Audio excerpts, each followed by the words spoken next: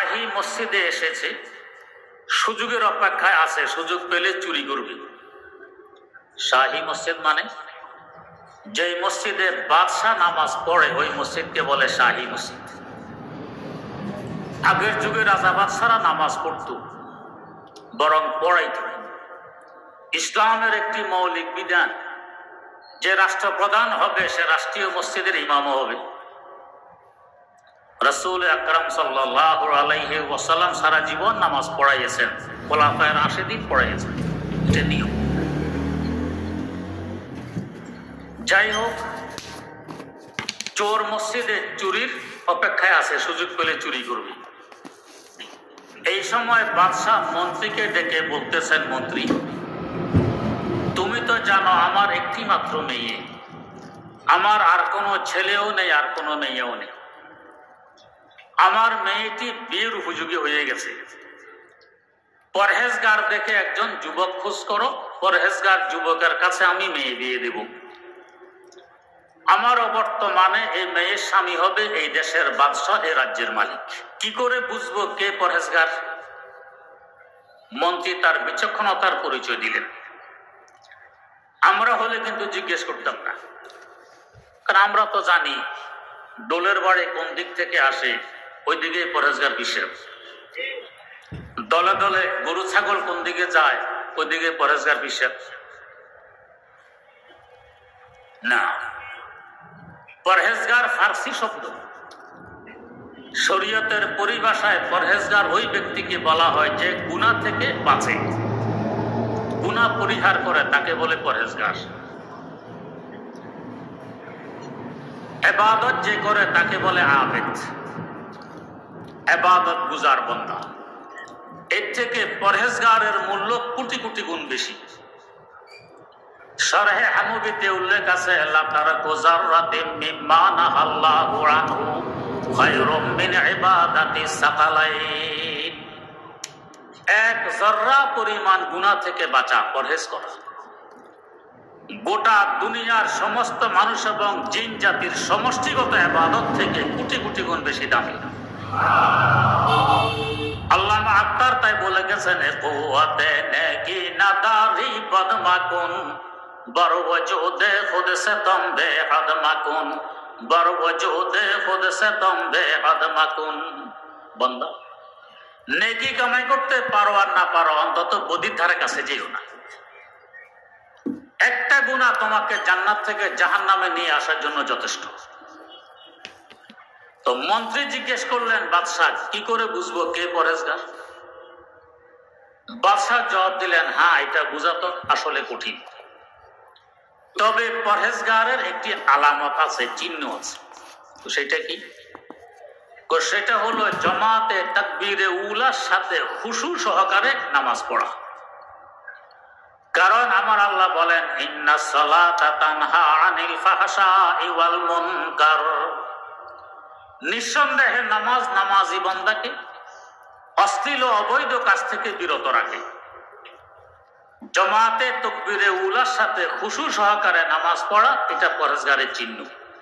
চোর এগুলো শুনতেছে, মনে মনে ভাবতেছে আমার তো কপাল আকাশে লেগে গেছে। পরহেজগার কিভাবে সাজতে হয় তাও তো জেনে ফেলেছি, এখন পরহেজগার সাজলাম, এরপরেই তো বাদশার মেয়ে, আর কি লাগে, আমিও তো এই দেশের বাদশাহ, চুরিদের দরকার হবে না। এই উদ্দেশ্যে চোর এখন পরহেজগার সেজেছে। আগে ভাগে মসজিদে আসে, জামাতে তাকবীরে উলার সাথে খুশু সহকারে নামাজ পড়ে। 10-12 দিন পর মন্ত্রীর দৃষ্টি পড়েছে, হ্যাঁ এই যুবককে মনে হয় পরহেজগার। তবে বাস্তবে পরহেজগার নাকি হঠাৎ পরহেজগার, পরীক্ষা করা লাগবে। কেউ কেউ আছে আবার হঠাৎ পরহেজগার, মসজিদের ছায়া জীবনও আসে না, হঠাৎ দেখবেন পাগড়ি মাথায় দিয়ে ইমাম সাহেবের পিছনে এসে নিয়ত বাঁধে, কোন অঘটন ঘটাইয়েছে তাই মসজিদ, ঘটনা শেষ আবার যে আসে, এটা হঠাৎ পরহেজগার। এমনই এক ছেলে ক্লাস 6-এ পড়ে। ক্লাস 6-এর ছেলে, বয়স আর কতই হবে, তো 12-13 বছর হবে। আজকাল তো কি আর বলার আছে। এই শিক্ষা প্রতিষ্ঠানগুলি কিসের শিক্ষা প্রতিষ্ঠান? প্রেমের কারখানা, প্রেমের বাজার। কি ছাত্র, কি শিক্ষক, কি ছাত্রী, কি শিক্ষিকা, এই নিয়েই ব্যস্ত। আলহামদুলিল্লাহ এখনো দুনিয়ার কওমি মাদ্রাসাগুলো এর থেকে পবিত্র আছে। এখানে সহশিক্ষা নেই, ইনশাআল্লাহ হবেও না। ক্লাস 6 এর ছেলে আরেক মেয়ের সাথে লাইন। যাদের এই ধরনের লাইন ফাইন হয় এদের লজ্জা শরম বিদায় নিয়ে যায়। ছেলে একদিন বাড়ি এসে সরাসরি তার আব্বাকে প্রস্তাব দেয়, আব্বা আমাকে বিয়ে করাই দেন, দেরি করা যাবে না, আমার চয়েস আছে।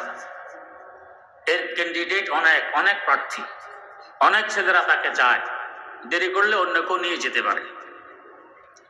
আব্বার তো মাথায় হাত, ইন্না লিল্লাহ। ছেলে মাত্র ক্লাস 6 এ পড়ে, এখন বিয়ের ফিকির, জীবন্ত ধ্বংস, চতুর্দিক অন্ধকার। দৌড়িয়ে এসেছে মসজিদের হুজুরের কাছে। আমরা যখন চতুর্দিক অন্ধকার দেখি তখন হুজুরের শরণাপন্ন হই, এর আগে আর হুজুরের দরকার হয় না। এসে বলছে, হুজুর আমার ছেলেটাকে একটু বুঝান। কি বুঝাবো? ছেলে মাত্র ক্লাস 6 এ পড়ে, এখন এই বিয়ের ফিকির, আজকে আমার কাছে সরাসরি বিয়ের প্রস্তাব দিয়ে দিয়েছে, তার নাকি চয়েস আছে, দেরিও করা যাবে না, অন্য কেউ নিয়ে যাবে। হুজুর বললেন ঠিক আছে, ছেলেকে একটু পাঠিয়ে দেন, দেখি কি করা যায়। ছেলেকে পাঠানো হল। ছেলে এসে সালাম দিয়ে বলছে, হুজুর আমার আব্বাকে একটু বুঝান। আব্বা বলে ছেলেকে বুঝান, ছেলে বলে আব্বাকে বুঝান। করছেন হুজুর বেঁচে, কাকে বুঝাবে? কি বুঝাইতেন? হুজুর আমার বিয়ের প্রয়োজন, চয়েস আছে, এই মেয়ের প্রার্থী অনেক, দেরি করলে কেউ নিয়ে যাবে, আমি পাবো না, আব্বা বুঝেন, আব্বাকে বুঝান। হুজুর বললেন এক কাজ করো, 40 দিন আমার পিছনে তাকবীর উলার সাথে জমাতে নামাজ পড়ো, এরপরে দেখা যাবে বুঝানো যায় কিনা। তো বুঝাবেন তো, পরে দেখা যাবে, আগে নামাজ পড়ো। আচ্ছা ঠিক আছে। ছেলে এসে নামাজ পড়তেছে হুজুরের পিছনে। 38 দিন হয়ে গেছে। হুজুর তো মনে মনে খুশি, এখন হয়তো পরহেজগার হয়ে গেছে, ব্রেন থেকে বিয়ের ফিকির নেমে গেছে। 38 দিনের দিন ছেলে আজকে আগে ভাগে একবারে হুজুরের হুজরায়। হুজুর তো মহা খুশি, পরহেজগার হয়ে গেছে, সকলের আগে চলে এসেছে। এসে সালাম দিয়ে বলতেছে, হুজুর ওই কি কাজী সাহেবের কাছে আপনি যাবেন না আমি যাব? বেটা কি বলতেছো? না হুজুর আর তো মাত্র 2 দিন বাকি, কাজী সাহেব না পাইলে বিয়ে যদি রেজিস্ট্রি করাইতে না পারি অন্য কেউ নিয়ে যাবে, আমার তো ডকুমেন্ট থাকবে না। আর 2 দিন মাত্র, দাবার সাবার দেওয়া আছে, বাজার সাজার করা আছে, আপনি যাবেন না আমি যাব, বলেন। হুজুর বুঝে ফেলেছেন আসলে রোগ কোথায়। আগে বলেছিলাম কোরআন হাদিসে এলেম যাদের সিনায় আছে এরা অনেক কিছু আগে ভাগে বুঝে ফেলে। যখন মানুষ ধূমপান আরম্ভ করে তখনই আলেম সমাজ নিষেধ করেছেন এটা ক্ষতিকর, এটা তার কাছে যাবে না। আলেমদের তখন বিরুদ্ধাচরণ করা হয়েছিল, ধূমপান করলে শরীরে সতেজতা আসে, বুদ্ধির সাথে কাজ করা যায়। আজ লক্ষ মানুষ এটার কারণে কেউ ক্যান্সারে আক্রান্ত, কেউ যক্ষায় আক্রান্ত, এখন বুঝে এসেছে। এখন প্যাকেটে লিখে দিতে হয় ধূমপান মানে 20 বার।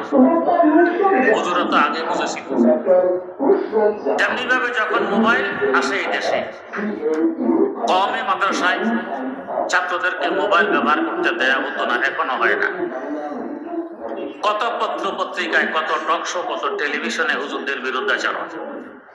নতুন প্রজন্মকে এই হুজুরেরা অন্ধকারে রেখে দিতে চায়। কিন্তু আলহামদুলিল্লাহ এখন বুঝে আসছে, লক্ষ ছাত্রের জীবন ধ্বংস হওয়ার পর এখন পত্রিকায় দেখা যায় অমক ভার্সিটির এরিয়ার ভিতরে ছাত্রদের জন্য মোবাইল ব্যবহার নিষেধ, অমক কলেজে ছাত্রদের জন্য মোবাইল ব্যবহার নিষেধ। এখন বুঝে আসছে, হুজুররা তখনই বুঝেছিল।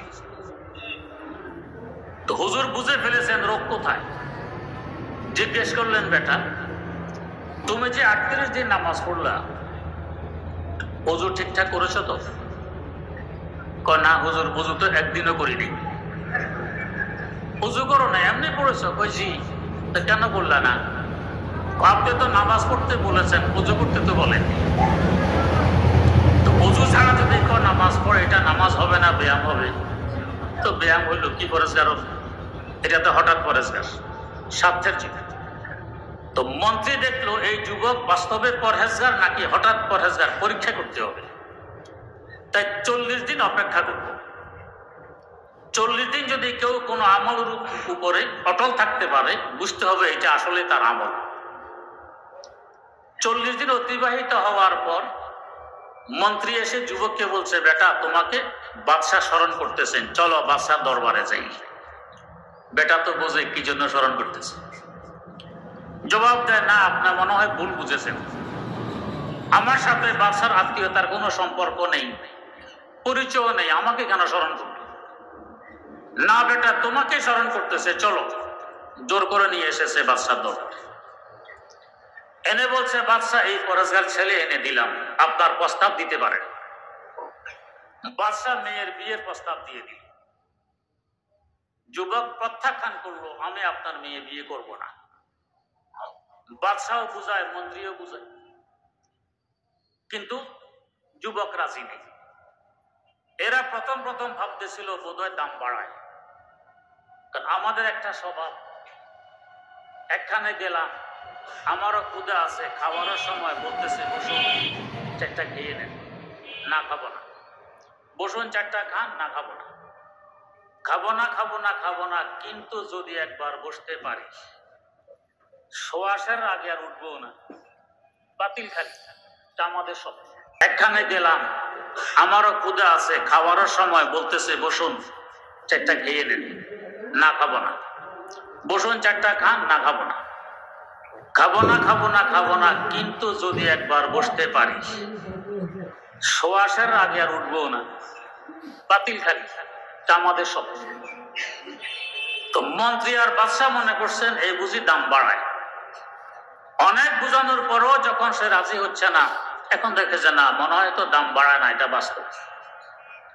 বাদশাহ আশ্চর্য হয়ে জিজ্ঞেস করলেন, বেটা এই ক্ষমতার জন্য মানুষ কি না করে, কত মারামারি, কত মিথ্যা, কত টাকা পয়সা খরচ করে, তুমি ফিরি ফিরি মুফতে পেয়ে যাচ্ছ বাদশাহী, প্রত্যাখ্যান করতেছো কেন? চোর জবাব দেয়, বাদশাহ বাস্তবে আমি আপনার মেয়ের উপযোগী নই, আমি একজন পাক্কা চোর। আজ থেকে 40 দিন পূর্বে আপনার মসজিদে এসেছিলাম, সুযোগের অপেক্ষায় ছিলাম, সুযোগ পেলে চুরি করব। ওই দিন ঘটনাক্রমে মন্ত্রীকে ডেকে আপনার মেয়ের বিয়ের আলোচনা করেছিলেন, পরহেজগার যুবকের কাছে মেয়ে বিয়ে দেবেন।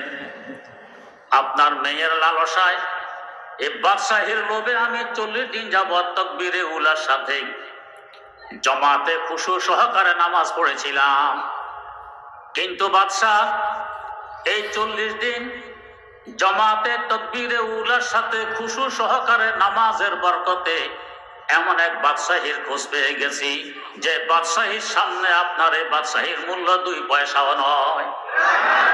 আমি এখন আমার বাদশাহী নিয়ে ব্যস্ত আছি, আপনার বাদশাহী কাকে দিবেন না দিবেন আপনার ব্যাপার।